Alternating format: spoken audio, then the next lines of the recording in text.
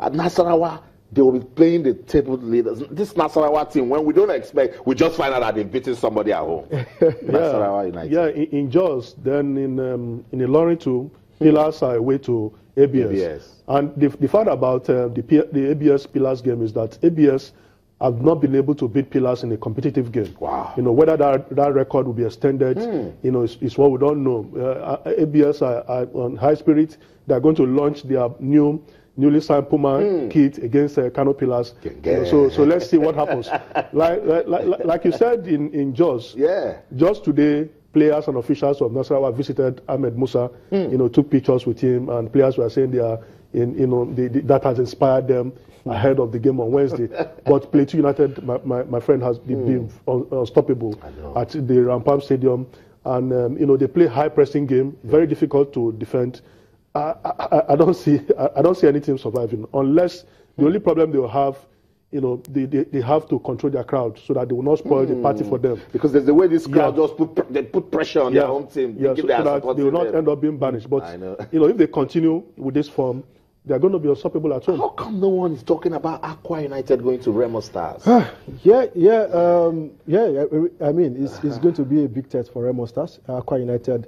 I mean, good form from the goalkeeping position. Leke going forward for them. There's Newma at the middle of the park, fine, and then a remote combination looks very solid. You talk about Obong, scored a brilliant goal couple of weeks back.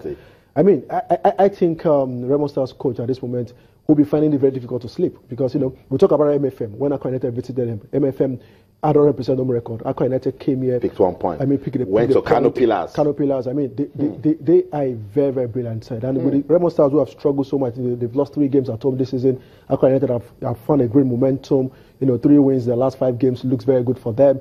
I think they will find that belief and faith to get a point, if not maximum 3 points against Remo Stars on Wednesday. That's right.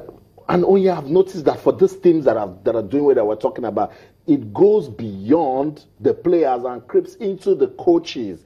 Look at Aqua United, Abdul Maikaba. Look at Plateau United, Kennedy Boboye, El Kanemi, Ladambuso. All those guys, they are coming together. They're giving coaches some bites, and we're beginning to feel it. Yeah, I totally agree with you. I mean, for Ladambuso, I'm aware that he spies on his opponents. Those are the trends in modern football. You don't blink in the dark. You have to know. You don't go to a game without proper knowledge of your opponents. I mean, that's suicidal. So I learned he spies on his opponent. He spends resources, get vital information against the opponents, and the result is speaking for him. Then Abdul Makaba, he started, not too well, but the management kept faith in him. That's right. Perhaps they knew what the man has got in store for the team, and he has showed it. He has, doing, posting good results week after week, and the team is doing so well.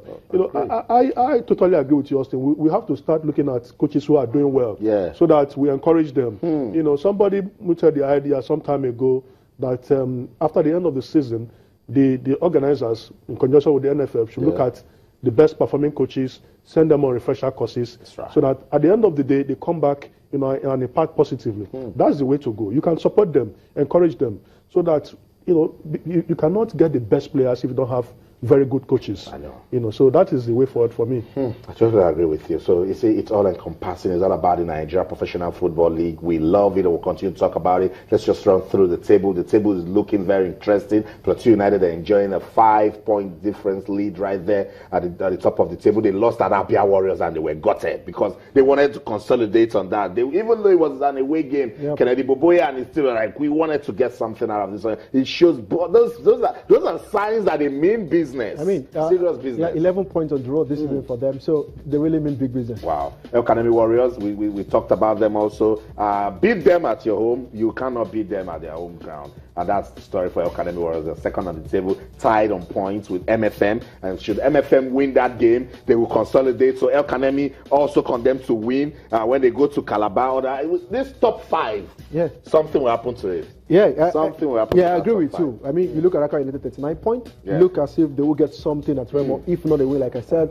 For Ekanemo against Enyimba International, I mean, I think it's going to be difficult for them because Enyimba are also ranking around. They're just 2 points above the top 3. So if they get a win, they might find their chance into the top 4. Then if Ekanemo lose, they might drop. For MFM, I think they will win. Plateau United should win at home. So I'm looking at Aqua United and Enyimba climbing up the ladder.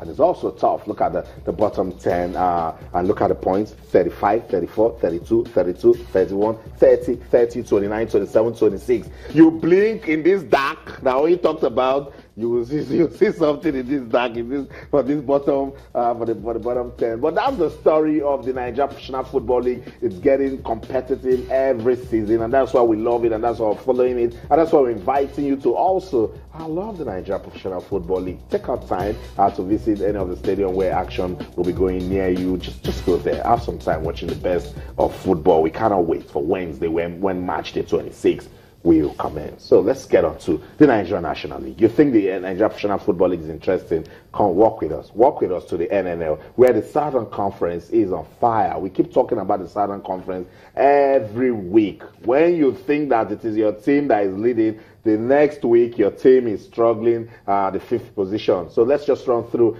match day 19 in the Southern Conference. Osun United will be without Yokudi.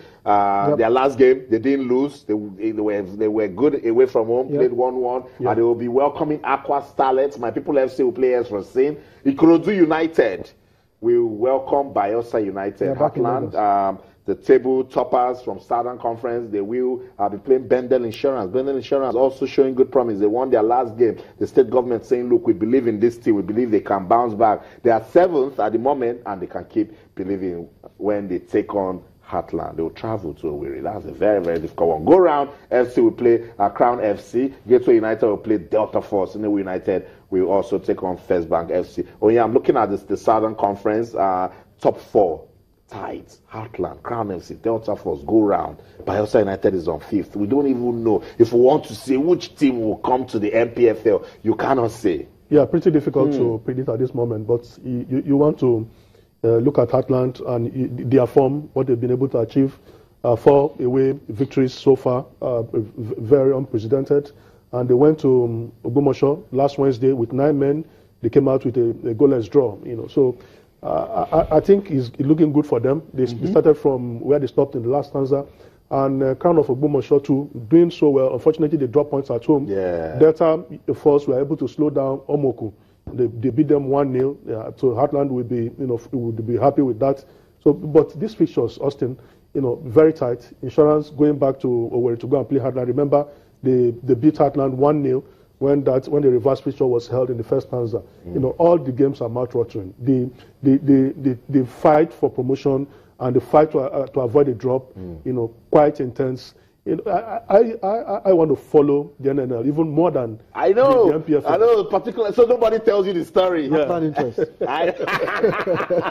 No, we are for all the clubs. I don't know. We are for none of the clubs. I don't know about that, but you saw fixtures from the Northern Conference, match day 15 in the Northern Conference. Ascota United taking on Yobe Desert Stars. You also saw Jigawa Golden Stars.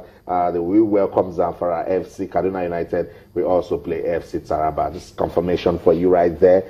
Just if you're anywhere close to any of the mad venues, just go and have some fun. We're talking about the Nigeria National League. Oh my God, when you're having fun, time just disappears. We'll go on a quick break. When we come back, we'll wrap this show. Don't go anywhere. Stay.